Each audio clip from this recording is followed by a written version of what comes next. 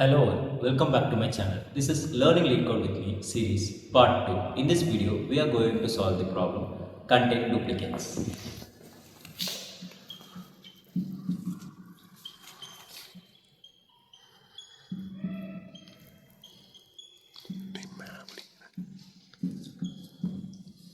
So in this sum, they will provide you one input, that is array of integers in the variable called nums.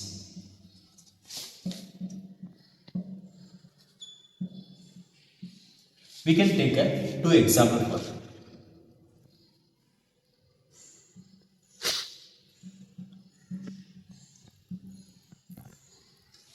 In this problem, we have to find if there is any duplicated values. If there is any duplicated value means then it is true.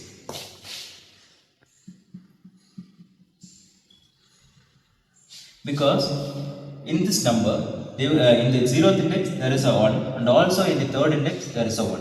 So it contains a duplicate, then we return as a true. Else, if there is no duplicated value means we can return it as false. Returning true or false means Boolean. We call it as Boolean. Boolean value only returns the true or false. So now we understand what we are going to do. Let's get into the how we can code this. We can solve this problem using a set function easily. So let me explain how it works.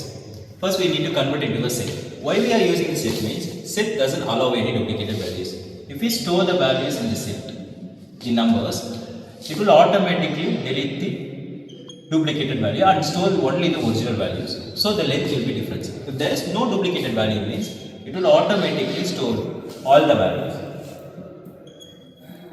So if you check the length between these numbers, if there is any duplicated value means the length will be different. So it contains a duplicate. If there is no changes in the length means then there is no duplicated pairs. Hereby we can explain this statement. So we can create a variable called C and convert these nums into a set. To convert the given nums into a set, we use the function called as set open bracket the variable name. Through this we can convert this into a set. So it will contain the 1, 2, 3. Then we can check the original value and the length of this value. So if len of nums is not equal to exclamation mark is equal to is considered as not equal to len of C.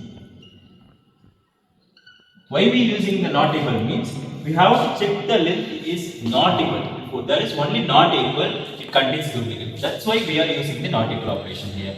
If the len of the numbers not equal to the len of C means we can return it as true.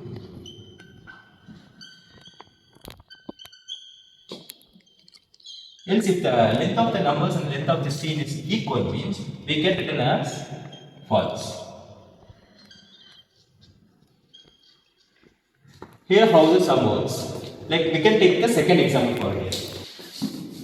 So in the second example, if we convert the nums into a set means all the values should be stored. 1, 2, 3, 4. All the values should be stored. So the len of nums is also 4. The len of C is also 4.